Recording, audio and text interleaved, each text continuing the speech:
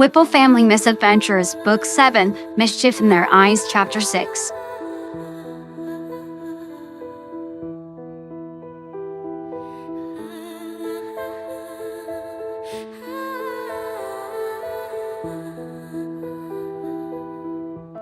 Are you okay? Sonic asked as he hopped up onto the bed next to the other two while pulling the hoodie he had been wearing off. Silver's mind was reeling, his thoughts going too fast for him to keep up. He wasn't sure if he could sit quietly and wait for Wade to get back. He was too worried. Mostly, he wanted to hide under the bed and was trying really hard not to cry. He hid his face in his hands, if that would make it so no one else could see him. He thinks if Wade gets angry enough, he won't want us anymore. He might! Silver said loudly. When the other two shot him harsh looks, he lowered his voice. He was really upset, and he told us not to leave the room when we did. And what if he's so mad he doesn't take us home with him and leaves us here instead? You said the same thing a few months ago, and he didn't then. But he might now. Why would he not want you? Because we did, even though he told us not to, and then he got upset. What if he gets tired of being upset and mad and dealing with us? I don't think he would. I've known him longer than you guys have, and I don't think he would do that. He's nice and not a mean person. Looking at him, Silver wasn't so sure. He wanted to believe his dad wouldn't leave him, but it was difficult. It didn't seem like there had been a good solution to the problem earlier. If he had stayed put like he was supposed to, what if something had happened to Shadow? Are you sure? Pretty sure. Why, did he tell you guys he was gonna do that? No, I don't want to make him mad. Did you ever worry that Maddie and Tom might make you go away? Yeah. Sonic admitted.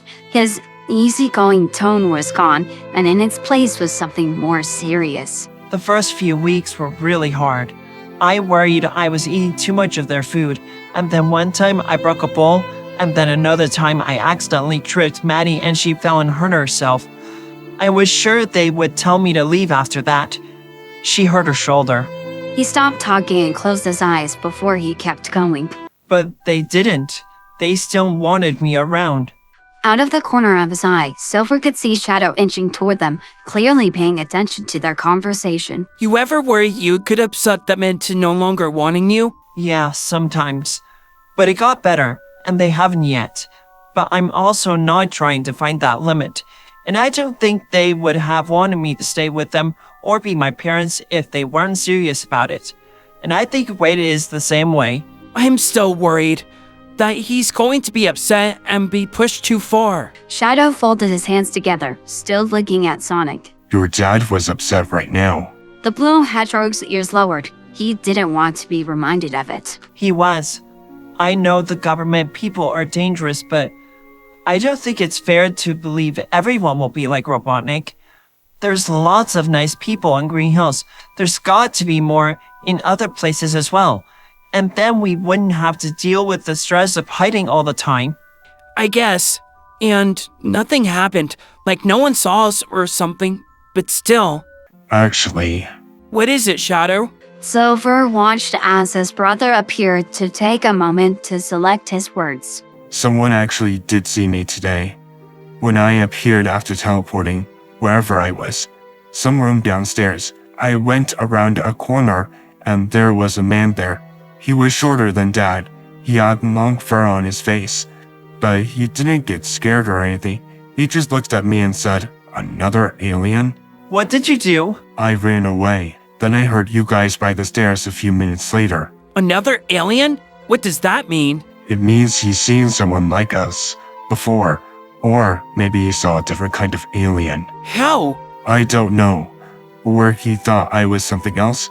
I didn't want to stop to ask him. Silver could hardly believe that. A human who knew about them, but wasn't scared or anything, and they weren't even at home.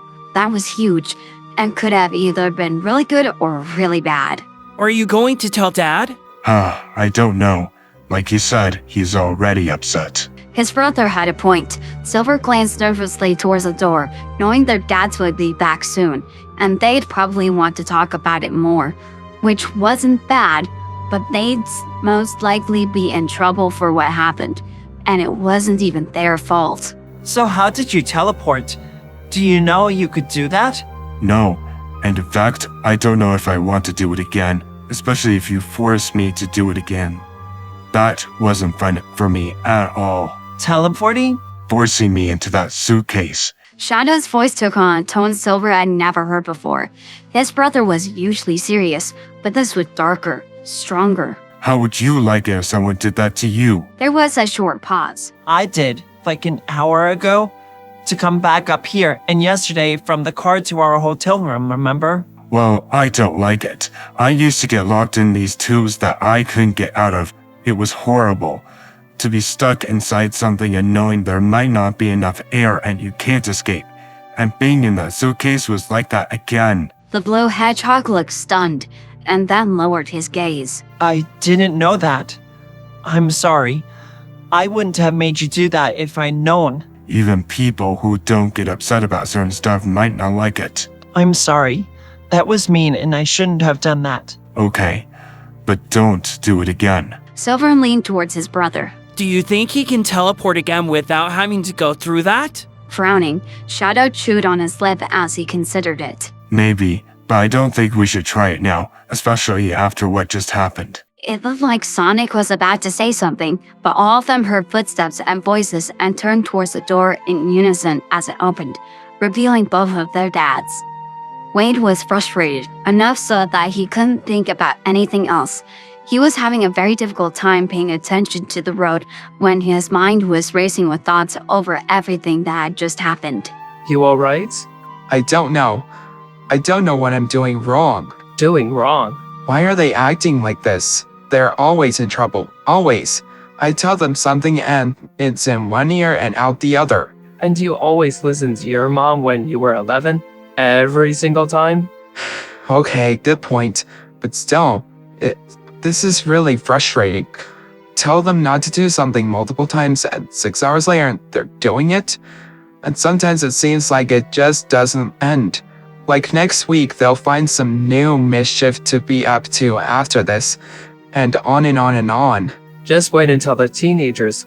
All of this and they'll think your mere existence is horribly embarrassing to be around.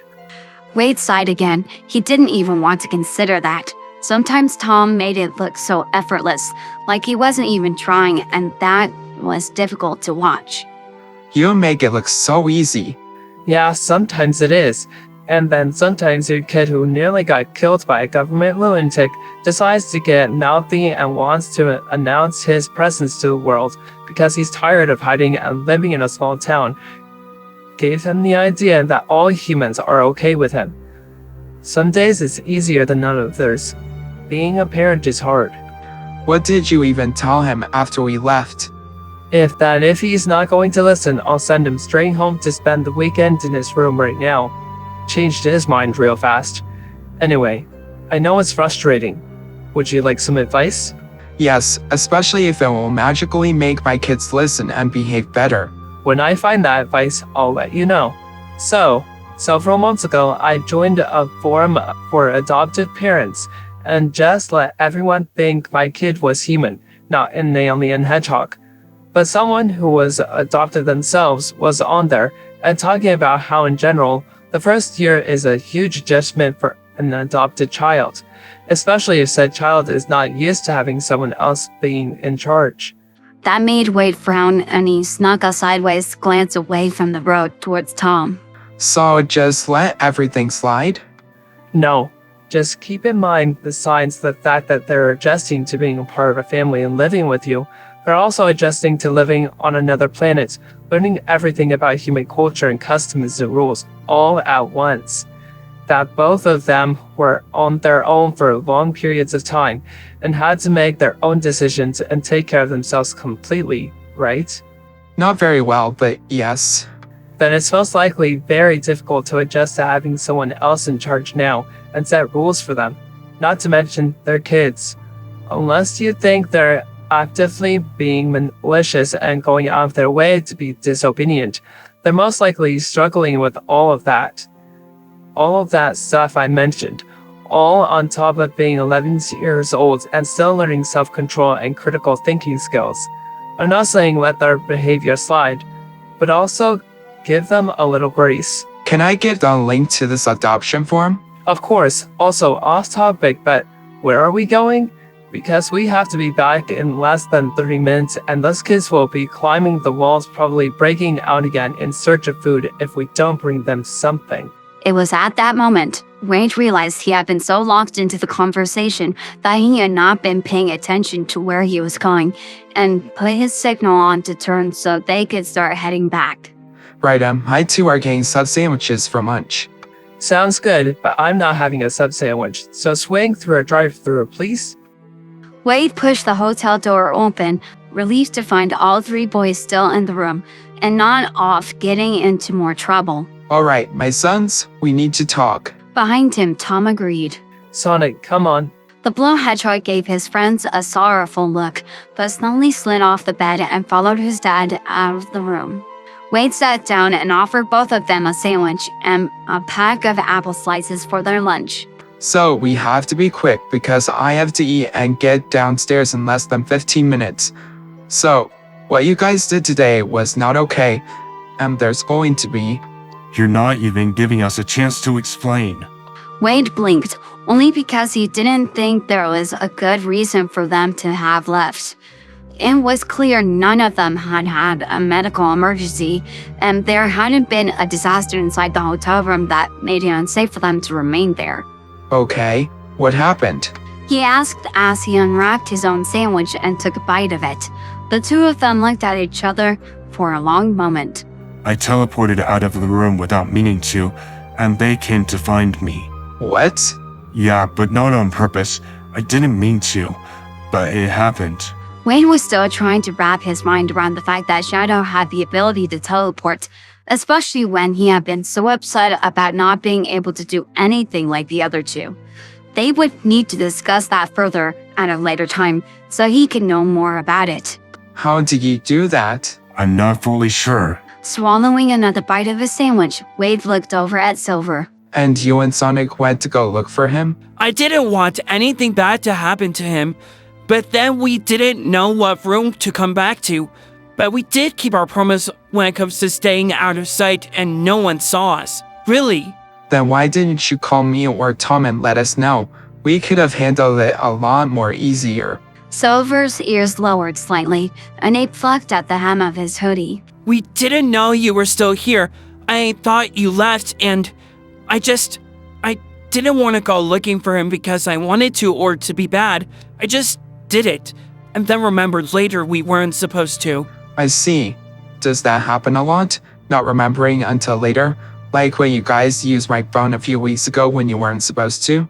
Yeah, I guess so. Wade found that interesting to hear and mentally filed it away to think about later as his time was ticking down. One last thing. How did you get down into the conference room? The door was shut and I know you guys didn't open it. We went through the vents. Shadow said very casually, like it was a very respectable way to travel. At first, it seemed ridiculous that the two of them had been able to do that, but Wade had to guess that it was possible for them with their size. Silver hung his head. Are we in trouble? That was a very difficult question to answer. 10 minutes ago, Wade would have said yes, but now he had more information. And if Shadow had teleported without meaning to, he didn't want to punish that, nor Silver being worried about his brother and trying to help him. But they had still put themselves in danger, and the entire thing could have gone a lot worse. But he also didn't want them thinking they could just break the rules whenever they wanted to and get away with it. Being a parent was extremely difficult sometimes, especially when doing it alone. Yes, I was going to get you guys burgers and fries, but since you didn't listen to me, you got sandwiches and apple slices today instead. We'll try again with a treat another day. They had been wanting to get some fast food while they were here and decided it would be punishment enough for the time being. So don't leave this room again. unless it's an emergency. Okay, and before you go, can I get my plush back? Wade was about to ask what he meant by back, and then remembered he had taken it with him over to Tom's room and was most likely still over there. Of course, kiddo. He sent Tom a quick text saying that they were done and asking if he could bring it back. When there was a knock at their door, Silver shot towards it to answer, and Wade watched as Sonic came back in, and Tom picked up his son and handed his plush to him, holding him for a moment before setting him back down. You ready to go? Yeah, you guys be good. We'll see you in a few hours. Wade said, brushing off his pants as he was about to follow Tom out the door. Somehow, he had managed to fit both eating lunch and parenting into less than 15 minutes. But being a single father was like that. Dad? Wade turned around to see Silver was still right behind him, clutching his plush toy protectively. Is something wrong? You're not still mad, are you? Leaning down towards him, Wade rested his hand on his shoulder. I am not happy about what you guys did, but I'm not mad. I promise. The hedgehog squirmed for a moment, looking away. You didn't change your mind about us, did you? Did you bring your tea? When Silver nodded, Wade kept talking. Where is it? I want to see it. He watched as Silver fished around in his right boot for a moment before he took it out, clutching it in both hands. Do you remember what I said when I gave it to you? What did I tell you? That I can always come back? Yep, and that you're family forever, and family members get a key. Anytime you doubt that, I want you to take out your key and remember that, okay? He tenderly kissed his son on the top of his quills. I have to go. You behave. Wait! Silver reached out for him, and Wade hugged him tightly. I love you, Dad. I love you too, buddy. He said and got up, closing the door behind him. It was still troubling for him to know that his own son was still struggling with worries of abandonment and worse. But he also knew that trauma wouldn't simply disappear without a trace. The fact that it had been over a month since the last time it came up was hopeful. Wade still held out hope that both would soon feel secure and that he would never give up on them.